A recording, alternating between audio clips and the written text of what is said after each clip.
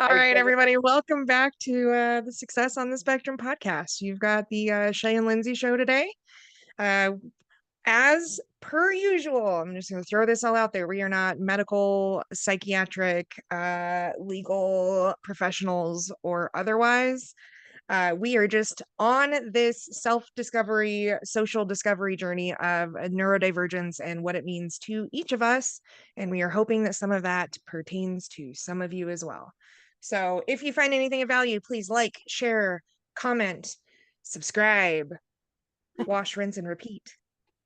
Shall we talk about systems? That's what we're going to be talking about today. The systems that all of us neurodivergents use, whether you are uh, autistic, ADHD, OCD have a lot of systems. But we're going to talk about the silly, the surprising, and the outright shocking. So, shall we start with the silly? I wrote a couple notes here, and I'm just going to read this prompt out loud, and we can talk about it. I made a to-do list, and I forgot where I put it.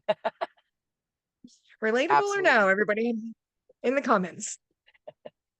Absolutely classic. Yeah. I'm like, I misplaced a list literally yesterday. Yeah. Oh man. It reminds me of Alexa, remind me to breathe. remind me to breathe. What do you mean for that? Is it like calming down or just like No, have you some of us, not I, but a lot of people use Alexa or Siri to completely manage their lives in when they have the same like kind of time and or memory tracking pattern issues that we do. So like I've my seen many. like my reminders app? Oops. Oh yeah. Exactly that. So this is like my reminders app. So does it remind you to do everything but breathe? Yeah, that makes sense now. Yeah. Yeah, I also in mine, I've got a automated section of my phone that is helping to keep me on track now, but it took me a while to learn that I needed that, you know? Reading through these, here are the here's the shit that I have to remind myself to do. In October, I remember my going to dinner and my friends were all talking about Sex in the City. And I was like, I've never seen that. I need to watch that all the way through. So I put a reminder on my phone on 10/26/24 at 3 p.m. to remind me to start watching Sex in the City. I couldn't just remember that because I literally would have forgotten and never started the show. I Oh, also that's have one hilarious. that says manifest. Okay. Yeah. Hmm. Pack my small crock pot. Make an espresso with almond milk. Make a smash burger on a tortilla. Don't forget you have an appointment tomorrow at 8:30. Post about wearing shoes while you're working. Anyway, Oh my gosh. Oh my gosh. We should do a little competition on her page. Funniest reminder. I Gets a have spot on the brown show. eyeliner. I said, I have brown eyeliner. That's a reminder. Because I Don't don't, buy any more. well, I don't wear it every day. So I'm assuming I was going to an event and I wanted to remember to put it on. So, yeah. Uh, Good times. Good times. I have to remind myself to make doctor's appointment from things that I actually have regular ailments from. Like things that actually bother me, I'll still have to remind myself, you need to make an appointment for that. oh, yeah. Hey, you haven't been able to turn your neck fully to the left for a year and a half. You might make the appointment. I wonder what the statistics are on neurodivergent people and how long they deal with how long they let things like that fester, like without Mhm. going to the doctor, without fixing it, just simply living with it and not like taking action to fix it. Oh, I bet that's actually I'm gonna write that down because I have a feeling that that's gonna be shocking. Yeah, I bet. That's on I'm gonna call it medical divergence. Yes. That's so That's on medical solid. because I'm realizing even in saying that out loud that there's like shocking stats just from the amount of us that go undiagnosed for that same reason. It's because we can't stick to all of the appointments and you know all Yeah, of the things. 100%.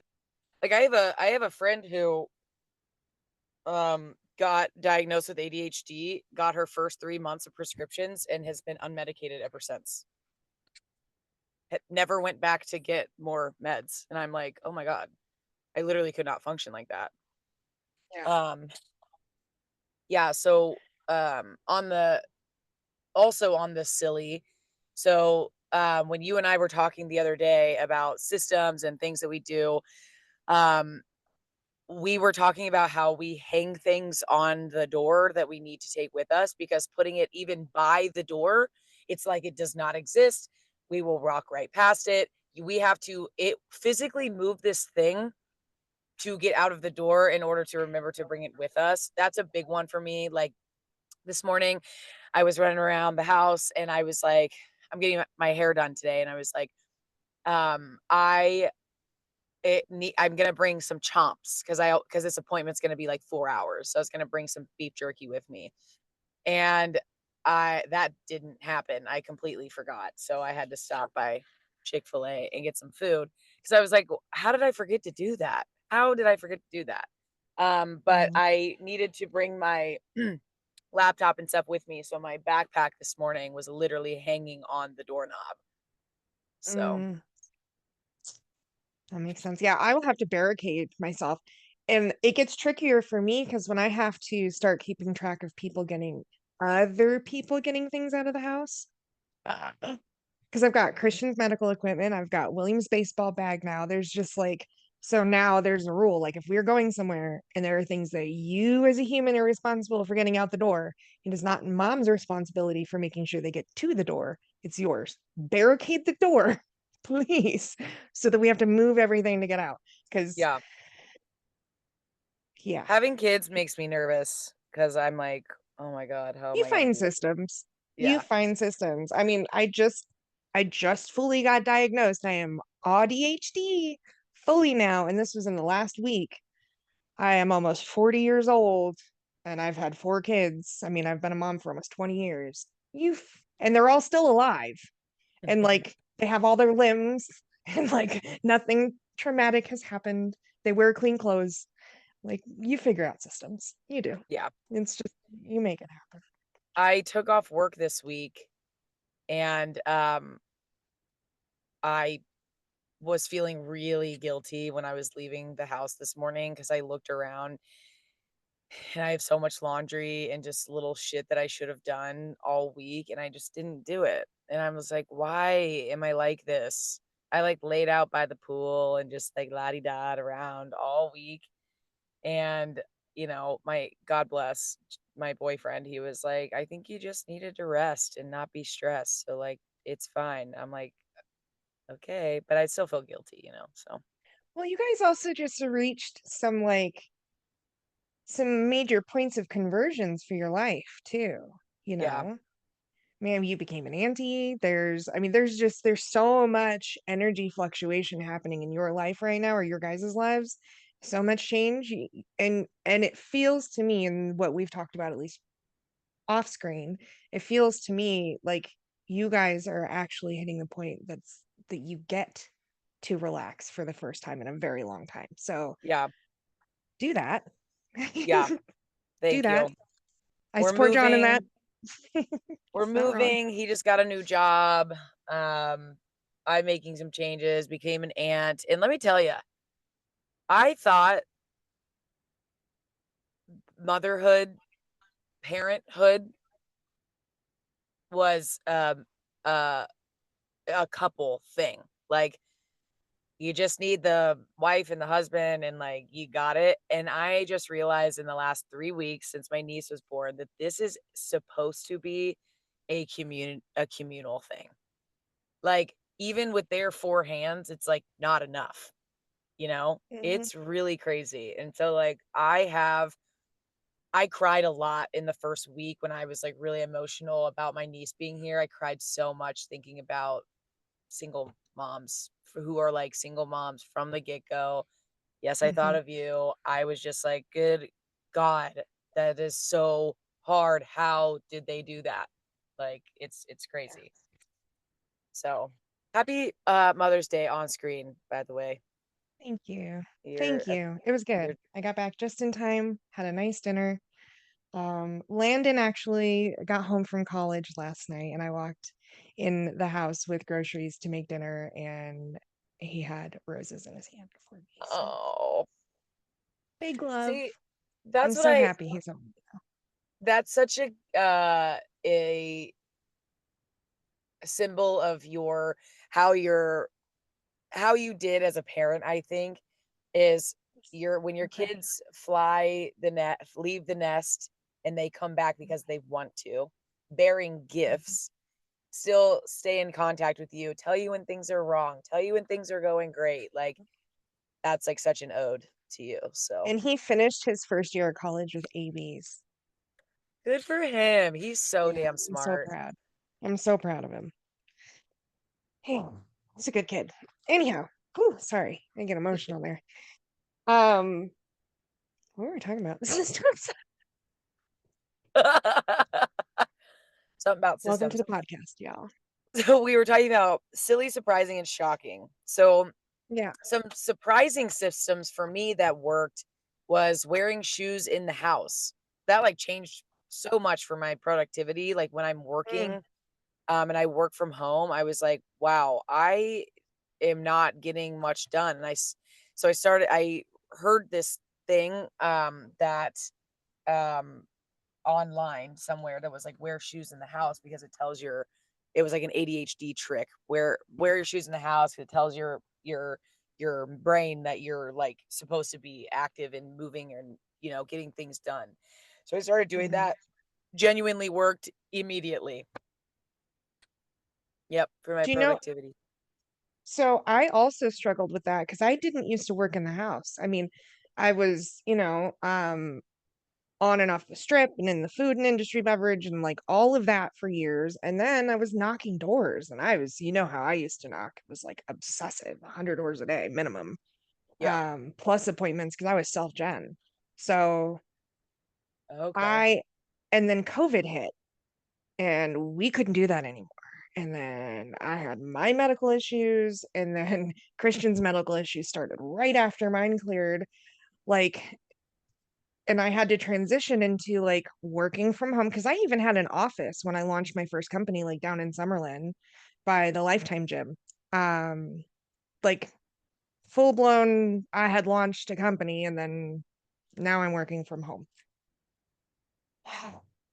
So the systems that I put in place, this is the only room in the house that I work in, and I don't do anything else in this room. Yeah. This is it. I grow plants because I try to keep the space focused on growth. Um, but this is my work room. And like the kids really they run in here all the time, but they're not allowed to be in here, like hanging out. Like this is my space. And then my let's see if I can move my camera so you guys can see this. But yeah, my vision board is right there where I can see it at all times from my desk. So it keeps me focused. I've got my vision board right there. And then up to the side up here, I've got all my outdoor adventure stuff. So it's like I sit between constant reminders of why I'm doing this Oh, cool. I like that. when I focus. Yeah, I have to because like I'm fueled by the why. I've never been motivated by money ever. Like I think most people would be shocked at how I would be happy living in a 1,500 square foot, shack in the woods, growing my own food and raising my animals and like so that's my system and it works. My other major system for work we've already talked about is just the house in my head. Yeah. Yeah, that's I use that for so much. You know what brought this to my the idea though is I cruising TikTok as we do in the video, and I think we talked about it in the prep call. The lady walking around, everybody out there's probably seen it recently. She's walking through the house with her hand up. repeating the thing that she needs to go do. Do you have, because I realized after seeing that I have this thing, do you have a repetitive notion in your head to get things done so you don't forget what you're doing? Yes, and I loved the hand raising thing because it gives you something. Like, you're like, "Why was my hand raised? Oh, yeah, I need to do that." But I just, like, say it over and over and over and over and over and over and over and again in my head until I literally am doing the thing. You know what I realized, and I was talking about this yesterday. If I have, because I do a lot of small repetitive tasks being a mom, for instance, birthday gift bags. If I know I need 25 bags and each one of those gift bags for the party has these 5 things in it, when I start filling a bag, I literally will have to say one, one, one, one, one. And then when I do the next bag, it's two, two, two, two. Because if I grab one thing, but I'm on bag 3, my brain's going to 1 and it messes everything up. Totally.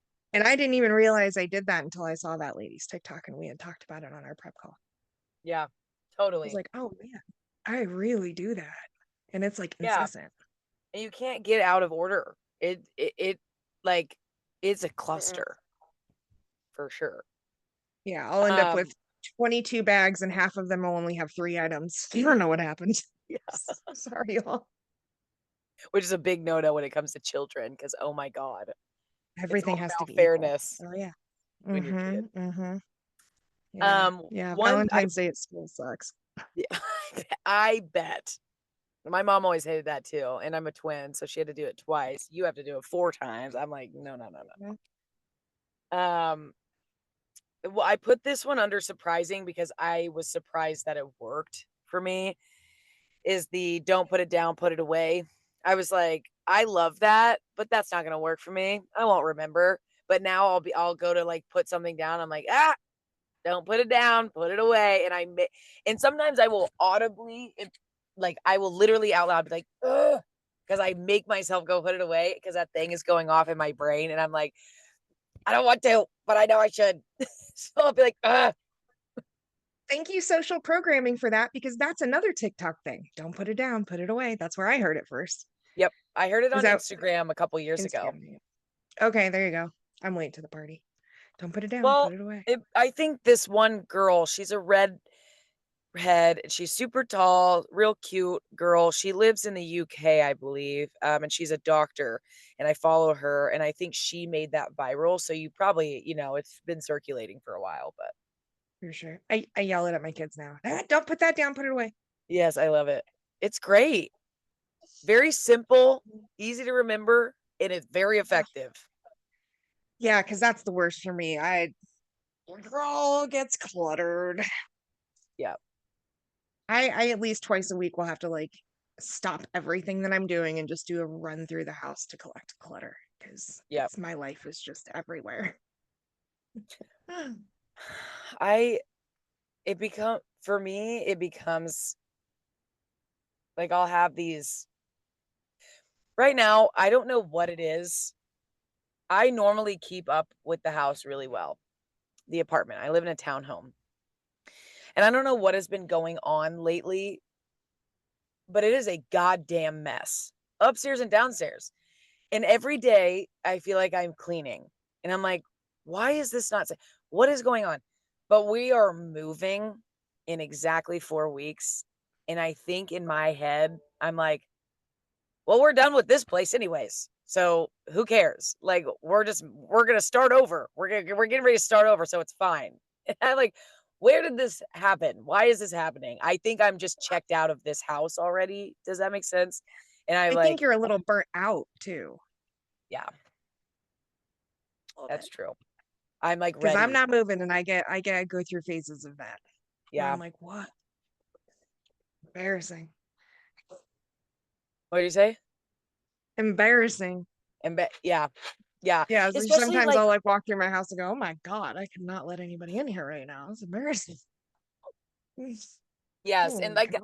that's why I felt like so guilty this morning. Like, my boyfriend got another job. He's like the hardest working fucking person. I'm like, I'm gonna take off work this week. Do. I'm gonna go hold my baby niece and like go to the pool and go have a cocktail hour with my friends. I was I'm like, "John, I'm so sorry, honey. I feel like the shittiest future wife ever. I'm so sorry." Bless his heart. Nah, he's seen how hard you've exerted yourself the last few years. He's seen it all, ma'am. Yeah, that's true. I And was gonna he's say I think he's being more supportive and encouraging of this switch for you than you are. 100%. Yes. Yeah. Yes. God bless him. So He's a good for John. shock for I think for shocking was hard for me because I was diagnosed a very long time ago, 5 years ago. Good Lord. And I've been medicated for a long time. I've been studying ADHD for a long time. So I'm like, none of this is shocking to me anymore. But one thing that I did find shocking this morning is I Googled, whoops, and I said, how many people who are diagnosed with ADHD do not take medication for it? And it said approximately 30% of children with ADHD do not receive medical treatments or behavioral treatment. This means a significant portion of children with ADHD are managing their condition without medication, which makes me very sad. For Mhm. adults, it estimates that about one third are not receiving treatment. So there are nearly, and this is from the CDC, by the way, nearly 2 million US children with ADHD did not receive ADHD specific treatment in 2022. And around one third Mhm. of adults with ADHD were not receiving any treatment at the time of the survey, according to the CDC. However, approximately half of adults with ADHD were prescribed medication to treat their ADHD in the previous 12 months. So I was surprised by that. I was shocked by that actually, and it bums me out because not taking like my life would fall apart without medication. My whole entire life would fall apart. 100%. And I also just realized I didn't work this week, so I didn't really take my medication every single day. And I am just putting it together that is why my house is a goddamn mess. I That just too. linked, I just linked There you that in go. real time. Yeah. So Yep. anyway, Yep. Yep. Yep. Hmm. Yeah. Yeah. There's I think for shocking for me, I think I think we were talking about I don't have my notes in front of me. Big fail, Lynds, not having your notes. Um what I find shocking for myself personally is when I realize that I've got systems in place that are not helping, they're hindering. Like where they're helping me mask, not helping me live my best life as an autistic person. So that's kind of like when I get introspective about it sometimes and like look at the systems that I have in place, the convention one that we've talked about, the way that I pack and prepare and dress and like prep my body, it's almost incessant for convention spaces. All of what that is does a system task. what does incessant mean? Like it's very how do I best describe Like obsessive? incessant is like no like kind of obsessive, but like I'm insistent. It is there are specific things that I have got to do to get to the convention space, and they are non-negotiables, and like I it's almost like a driving motor for me to get these things done so that I can just show up. And Gotcha. it's those systems I'm realizing are really just for me to be able to run the computer program, act like a normal human.exe. And those aren't exactly, I don't think, the systems that I should be building for myself for, you know, more balanced mental health, I guess. Because I think you were telling yourself, I'm doing this to help my autism, but the realization that you came to was, I'm doing this to hide my autism. And I think that Yep. that's such a beautiful discovery. And I'm curious to know, now that you are self aware of that, what is your plan moving forward for conventions and things like that? So what's funny about this is that I am also, while I'm identifying these things, I am also kind of looking at a potential career change right now that could land me on stage a lot more, like a lot more, and in an even higher, I don't want to say a higher echelon of people, but a higher level of successful people in the room that I would be delivering to. And Yeah. so that makes that, it's funny because it makes the stress of preparing to show up that way even more intense. I think what I have to do is I have to slowly force myself into more uncomfortable situations like I've done with the networking events and stuff. Like I went to one of those recently for the first time in a pair of jeans and like an open button down and a tank top and sneakers. And I never would have done that a year ago. And everything Oh, went good for you. fine. And so that's starting to like rewire some of that. I think for me, I just have to slowly build the positive reinforcement of experiences where I haven't put in so much effort. I love that. I think that's a Yeah. great plan. And doing it kind of where it's not that it doesn't matter, but like doing it in smaller settings that are more like manageable so that you can, Digestible. yeah, and you can, you're ready, you'll be more ready to show up as yourself. So I do you worry that openly being autistic has or could have negative outcomes in professional settings? Do you think that people would discredit what you're saying, or like is that a fear of yours or something that you've ever thought about? Or 10 years ago, it would have been entirely. 10 years ago, as a woman, especially in male dominated industries, which is where I thrive, always have, it, being different, not a good thing. In your wiring and your psychological emotional makeup, like none of that. You don't even want to be a typical woman. You literally just kind of want to show up as a dude, which is its whole other level of masking, you know? true. So emotionally speaking, like, or psychologically speaking rather. So I think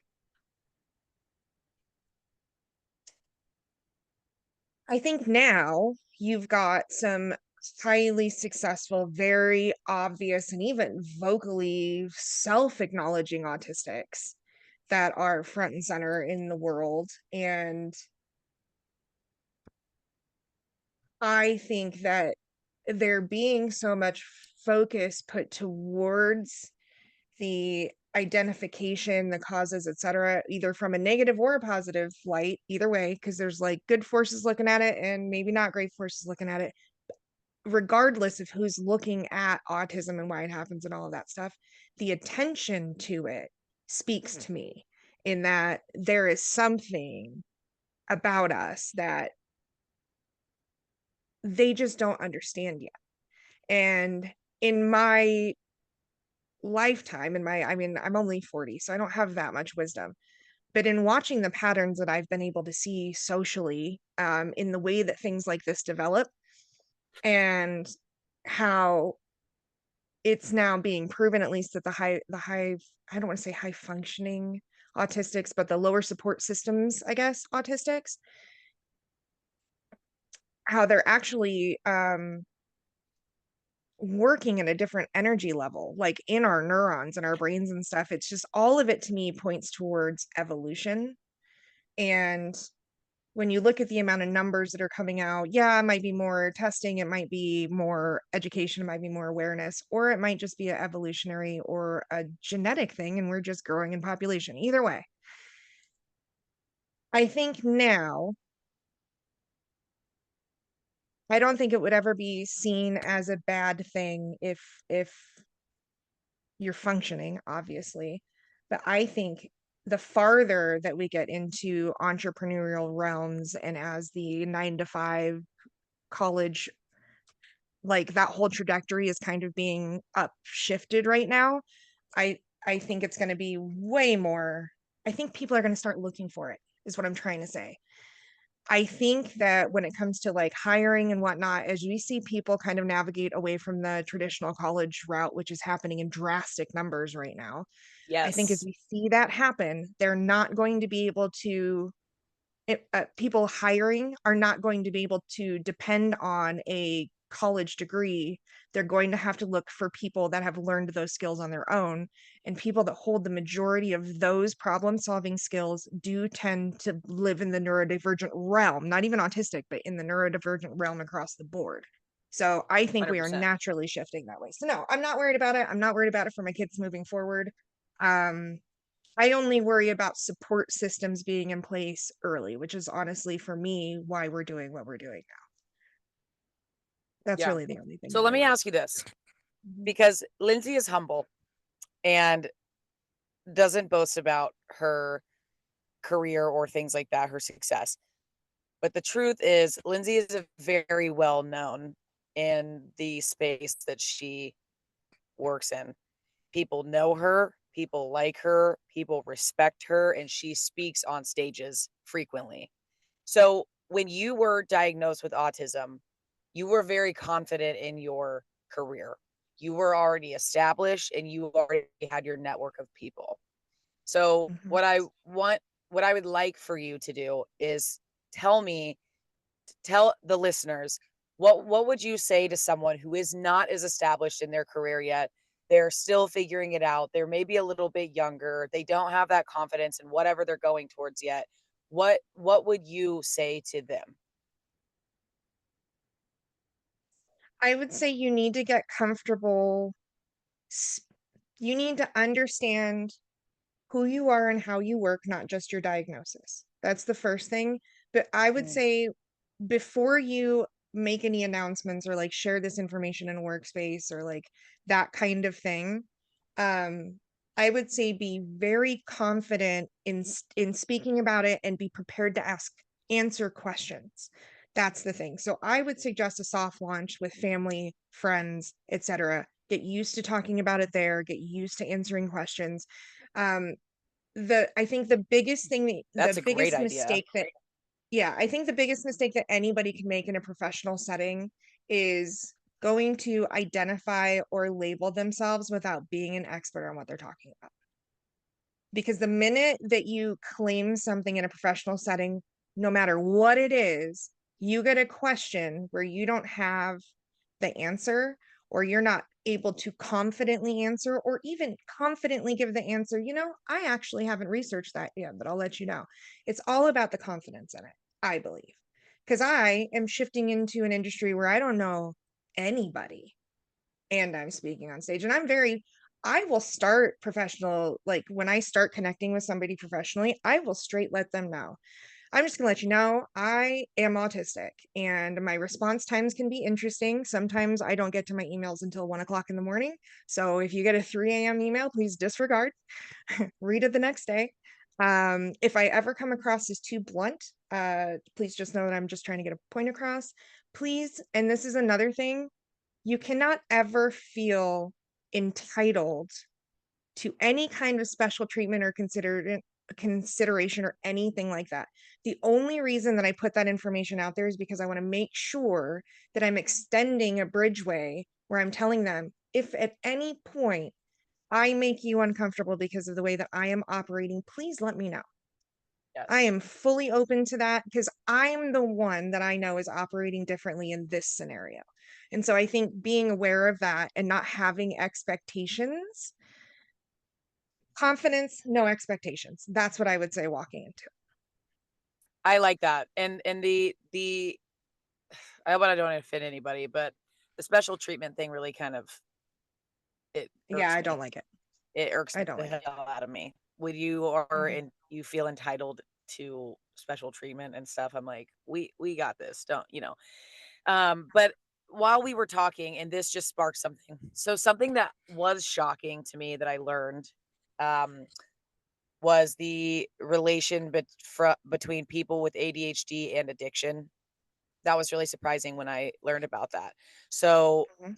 our brains, our dopamine is either super, super high or super, super low. And We don't ride that even keel road that neurotypical people do. We're either like really fucking hell yeah, oh my God, or we're like pretty depressed. So we look for things that are going to spike that dopamine, that serotonin, and that stimulation, which is why Adderall and things like that brings us to that even keel dopamine level. And so things like cocaine, alcohol, um,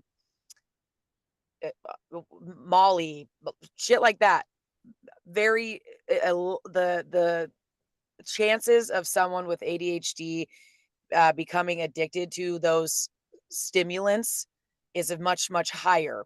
And what made me think about this is there's someone in my life who uses one of those drugs, and I cannot.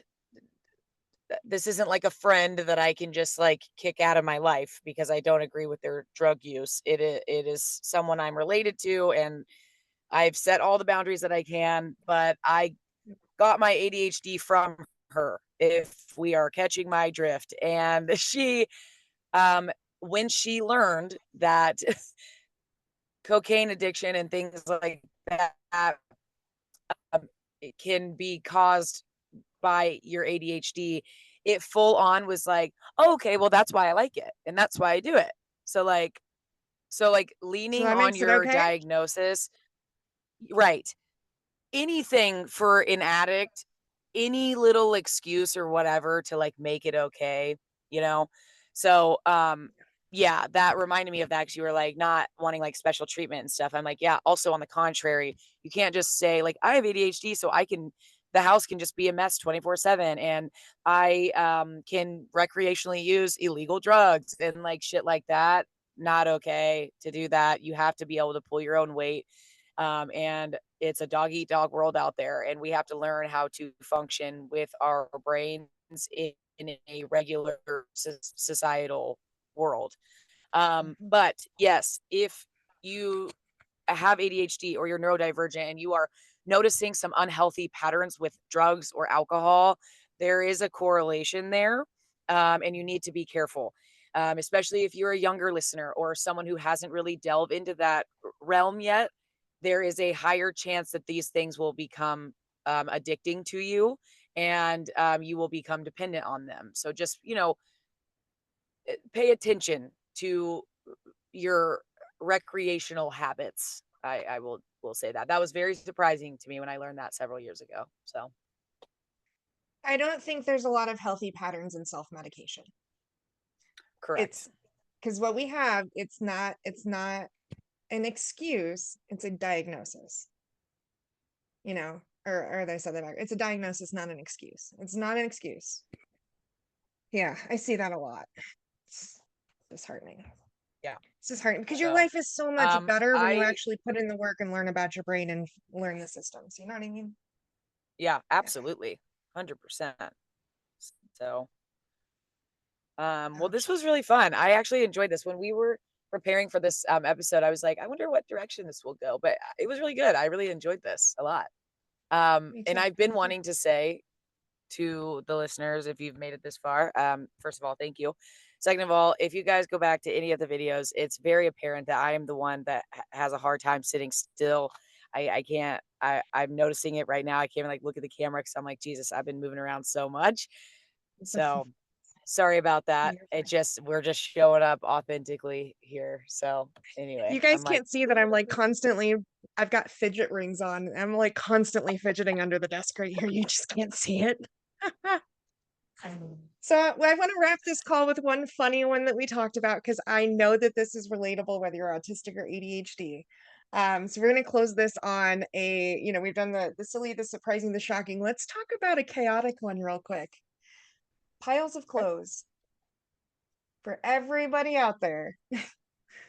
Drop in the comment, shoot us a like if you also run your entire getting dressed for the day and wardrobe through piles of clothes. I'll share mine real quick. I've got a dirty pile, a clean pile, a doesn't fit pile, a doesn't feel right on my body pile, and then I kind of wear this. I kind of wear this. I think Shay, you're almost the same, right?